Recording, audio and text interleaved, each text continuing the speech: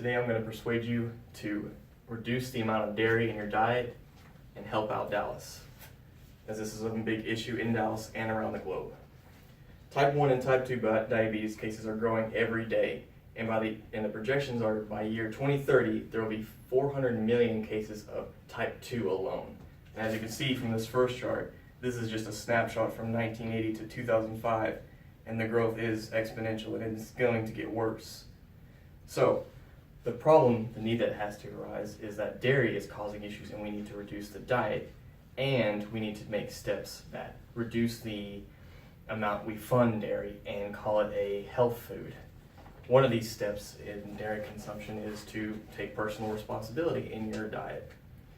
The diet that is part of this is, again, eating cheese, and as you can see in the second slide, cheese consumption is increasing. From 1950 to 2012, it has increased from 7.7 pounds per year to 33.2 pounds per year.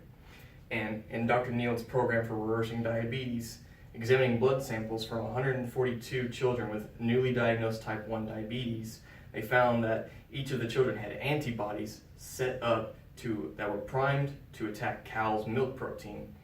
And the protein turns out to be biochemically an exact match for a portion of the human insulin production the human insulin production cells. These cells were attacked by the same antibodies that were going after the milk protein. Therefore, the protein was mimicking, or the protein was mimicking these cells. So the antibodies went after the cells for the milk and the cells for the pancreatic proteins that created insulin. Therefore, type 1 diabetes was an indirect cause of milk. Secondly, the study on death protein 5 and p53 upregulated modular of apoptosis mediate to the endoplasmic reticulum on human beta cells apostasis. It says that environmental factors such as saturated fat can contribute to dysfunction and death of pancreatic beta cells in diabetes, another result of cheese in the diet.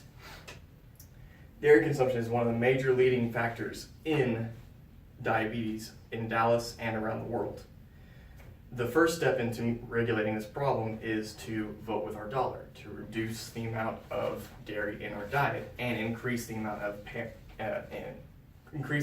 plant-based choices by buying plant milks, buying plant cheeses.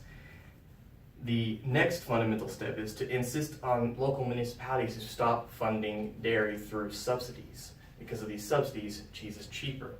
They directly fund the things they're trying to promote. As you can see in the third slide, this myplate.gov that comes from the government. The USDA says that dairy should be part of our diet and directly funds feed and dairy through subsidies. And in the Starch Solution, People's Committee for Responsible Medicine has exposed other inconsistencies and conflicts, including that the federal government spends about $16 billion every year on agricultural subsidies.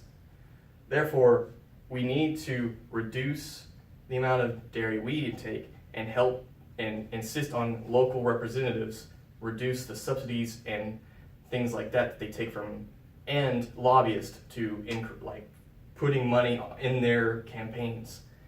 So I believe that science clearly shows that dairy is one of the leading causes of diabetes, and I believe that once we reduce the amount of plant milk, reduce the amount of dairy consumption, and increase the amount of plant consumption, dairy or plant milks, plant cheeses, the amount of diabetes cases will slowly drop.